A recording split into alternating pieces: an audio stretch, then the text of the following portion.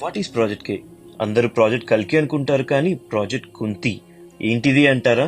అదే అండి కల్కి 2898 AD. రిలీజ్ ముందు ఒక సెన్సేషన్ అయితే ఇప్పుడు మన హిస్టరీస్ కి ఒక ఇల్లుస్ట్రేషన్ గా మారింది. మహాభారతం మరియు రామాయణం ఇవే మన పురాణాలు, ఇవే మన ఇతిహాసాలు. ఖచ్చితంగా తెలుసుకోవాలంటారు మన పెద్దలు.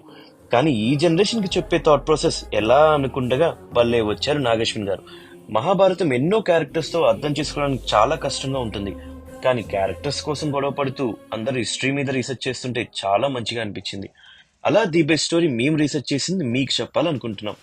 అందరూ కల్కి చూశారు కదా, అందులో ప్రాజెక్ట్ కే అంటే ఇప్పుడు దాకా కల్కి అనుకుంటాం, కానీ ప్రాజెక్ట్ కే అంటే కుంతి డిఎన్ఏ.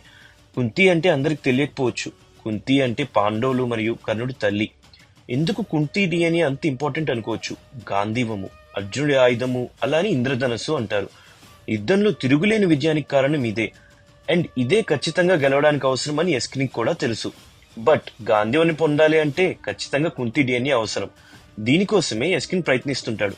ఇంతకు ముందు ఇది ట్రయల్ రన్ లో సక్సెస్ అవ్వడం, అందులో భాగంగానే కెప్టెన్ కి దొరికిన భైరవ చేతుల ఆయుధం పడిన తర్వాత కర్ణుడిగా మారి కాపాడతాడు.